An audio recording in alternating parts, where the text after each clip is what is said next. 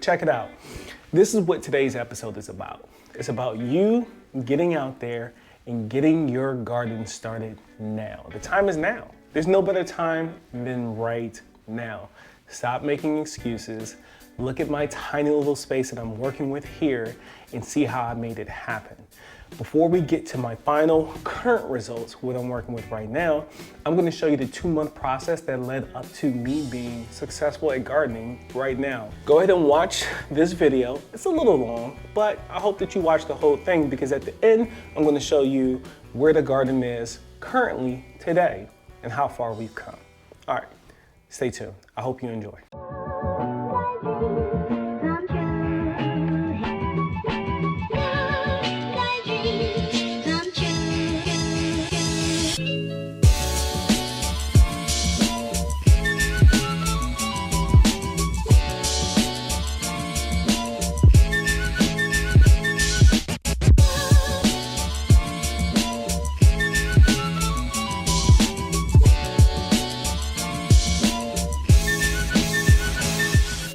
So fun fact, my wife loves sunflowers. This is gonna be a nice little surprise. I'm just gonna pick up this bad boy right here. They have one that's a lot cheaper, but I've read some mixed reviews on it. So I'm just gonna go big. I'm gonna push it to the limit. All right, I'm winging it, so yeah. But if you don't want to follow and watch someone who's just winging it, go check out Lead Farmer 73. Lead as in pew pew. Go check him out. Lead Farmer 73. And this dude is just out there just making it happen, growing. You know, he's not talking, he's out there growing. So I want to do that too. Something just in me feels the urge to get out there and do it. So I'm going to do it. All right, stay tuned.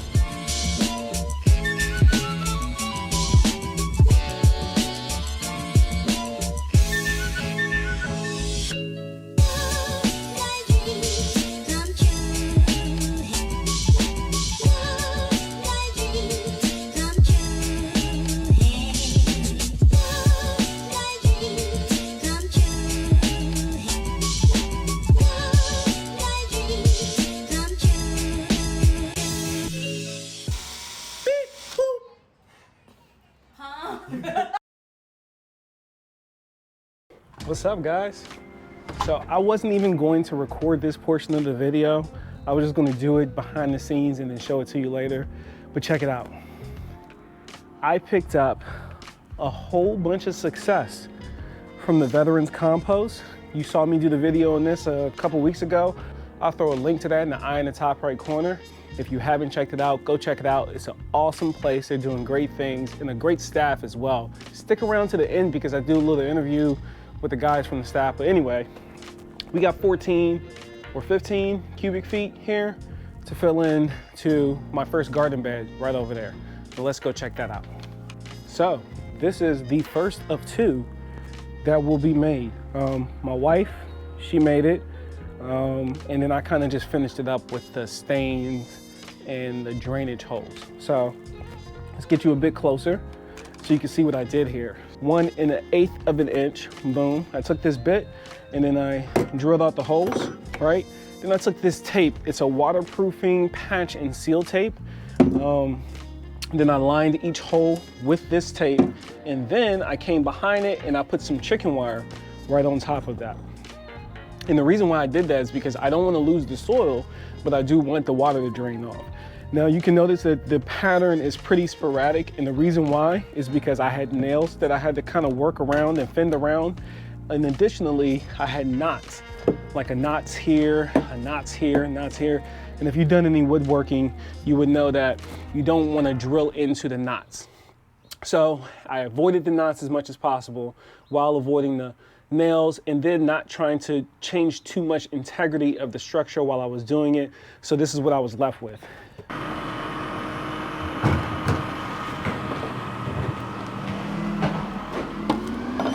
Shout out to the trash services still running right now. Like, could you imagine that? Trash stacked up all on the side of the street. That'd be horrible. Oh, another big shout out to BYD. Look, crushed our neighbor. Bermuda Grass Central. Go check them out. If you have a warm season lawn, Yeah, I know that I got some guys that follow me that have like Bermuda or they're in the warm season. He's a much better guy to follow because I'm not going to give you anything warm season. I'm in the transition zone and I got turf type tall fescue and Kentucky bluegrass and Dallas grass wanting to invade. Look at that. You see it? It's all zorked, cooked over there. It's smoked and it's throughout the entirety of the front lawn, along with some poetry. But I did the treatment last week and I'm smoking it. No big deal. Back to this though. So let me get you down, bring you downstairs a little bit like Lead Farmer 73. Yeah. You just dump it and take out what I don't need. So I'm literally just going to cover up the holes. Let you get in there. I'm gonna cover up the holes. Now, I was actually inspired by Lead Farmer 73, and he won't call himself a pro, but I'm gonna call him a pro because he knows way more than me. But this guy, he was just like, what are you waiting for? It's never going to be a good time to start a garden. Your circumstances aren't always going to be perfect. So stop making excuses and get it done. So that's what we're doing.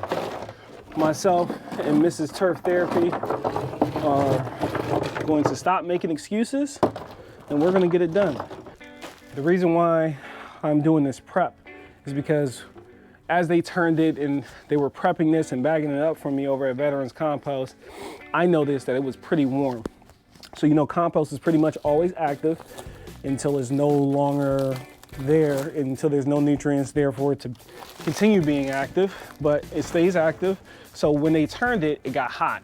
So what you don't want to do is accidentally put your seedlings and saplings that you've been working so hard on, like even as I touch this bag with the gloves on, I can feel it, it's hot. So what you don't want to do is turn around and take those seedlings and dump them straight into this hot mix. So what we're going to do is prep the bed by going ahead and getting it in here, and then we're going to water it in, and then it should reach a state of homeostasis, if you will. And yeah, so let's do this about 13 more times. All right, see you later.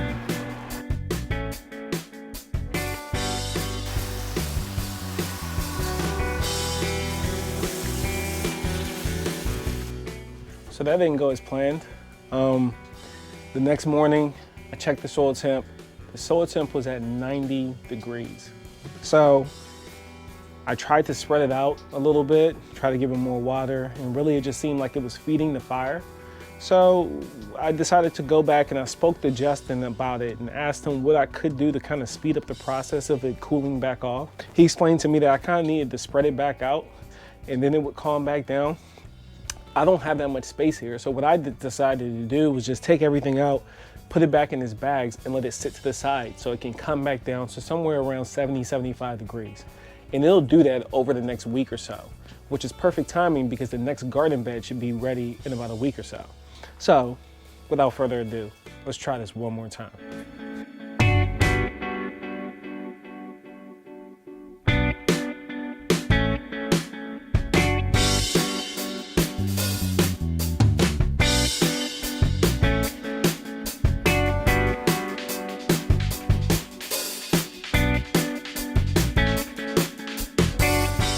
Wow, it almost, guys, it almost looks like freaking fungus.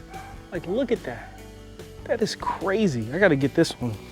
Let me use my phone real quick to make sure you guys are able to see this. This is crazy. That's insane. That is a beautiful, beautiful root structure. That's sweet. And I'm just playing with this stuff, guys. I wish I measured it to tell you how much I threw it in there, but I just kind of added it in there. I did what felt right. I did what felt good, and look at that. You can't really overdo it with it because he designed it so you couldn't. So, that's the only thing I used. I didn't add anything else to this other than that. So, this is pretty exciting, guys. I'm not gonna lie. So, in a future video, I will show you myself setting up a drip system for this, because that's what I will be doing, setting up a drip system. So Boom. How about that, right? For a rookie, I'm not doing too darn bad. So give you a little update. This is my peach tree. And if you look close enough, you'll see if I can get a good shot in right there. You'll see it's loaded, guys. It is loaded with peaches all throughout the entire tree. I got a peach here. And I'm sure I'm gonna have to thin some of these out. I'm just gonna watch Led and do what he does when he does it. He's a little ahead of me, so it's perfect. I get to watch him do it, and then when it's finally my turn, I get to see what it is I'm supposed to do. Check this out though. I put some garlic in here, right? Because it's supposed to ward off Japanese beetles.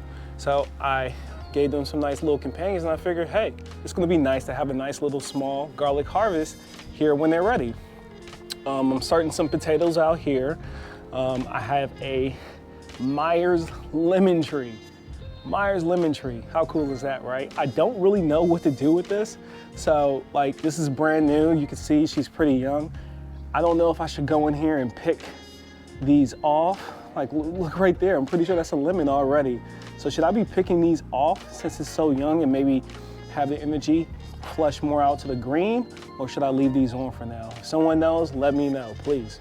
But here, this is why you guys hung around to the end of the video. So I had a kale here. Look at that. Still tastes good too. So I had a kale here about 20 minutes ago, and my wife was like, I was gonna make a smoothie, but we don't have any kale. And I was like, yes, we do. So I came out here and I harvested a freaking kale, and I went ahead and I chopped it down at the stalk. And the reason why I did that is because I have succession plants inside. So what I'm gonna do, because I'm working with such a small space, is I'm just gonna rip out and replace when I'm ready to harvest, because I don't have that much space. If anyone knows of a better way to do that, then, let me know. Now for my lettuce, I am doing a cut. Had a little piece that broke off. I am doing the cut and come again. So as you can see, I took this one all the way down to the head, and look at it, it's coming right back. And we just take off of these as we need it, making sandwiches here and there. And then something else that led, oh, look at that. Look at that. I got my first flower. Look at that, guys. My first flower. That's gonna be a tomato. Maybe, maybe not. She looks pretty weak, but I got my first freaking tomato right here with you guys. You caught me live, checking out my plants, and now I got my first tomato plant trying to come out. So these are actually small space saver varieties of tomatoes. This right here is my early treat, I believe. I'm horrible at labeling, and I kind of just have to like let them grow out and figure it out. But I believe one of these are early treats. So I think this is the early treat, which is why we got a flower on it already. And then this one right here is actually a hybrid. Oh, there's more flowers in there. Look at that. Oh, and that one's loaded. That is crazy, look at that. Ah, sweet. All right, so, and I believe this one is like, maybe it's another early treat, I don't know. Point is, they're space savers, all right, guys, and they're gonna give me tomatoes, and they're gonna be good. So, parsley has really taken off and kind of just jolting through the air. My thyme has like tripled in size. My basil, the basil is the only thing that doesn't seem like it's too happy, and I'm gonna imagine that this has something to do with this crappy weather that I've been having. But it's okay, I have succession plants in the back and have succession plants inside. So if these completely give out on me, no big deal. I'll just rip them up, use them in something, and then put the other ones down. And then the kale, also down here, right? Some cool things that I did. I started out some, guys, if you have never had Red Giant, or I guess really, if you've never had fresh mustard greens, period, I don't know, I can't speak for all the other mustard greens, right? But for the longest time, I didn't know why they were called mustard greens, because to me, they never really tasted like mustard. You get you some of these Red Giant mustard greens, you take a bite of that, and it is going to confuse all of your palates and please them at the same time. It is just out of this world what that tastes like. Same with the kale. Having kale at a baby stage is not bitter at all. It's actually a little sweet. The texture is, I mean, it's just, I can't really explain it to you guys. You gotta grow your own and eat your own, just like Led says. These are my carrots, right? I thought I jacked these up so bad. This is back when I thought that thinning was actually separating plants. So instead of thinning them out like I was supposed to do, when you just select the strongest of them all and cut the other ones out that aren't that strong, I was actually going in and separating them. But they seem to have taken and they're growing just fine, just like the one inside. It looks like they're doing well. We'll see what they look like. If they look all jacked up and crazy and still edible, I'm gonna still eat them. So, you know, why not? And then lastly, well, not lastly, but all you guys care to see today, I'm imagining, but right here we got some onions. Yeah, lad, I know that you said you struggle with onions, brother, but maybe I got that thumb because my Spanish onions are doing just fine right here in these 5-gallon containers, thriving just fine. And they catch plenty of sun when the weather wants to cooperate.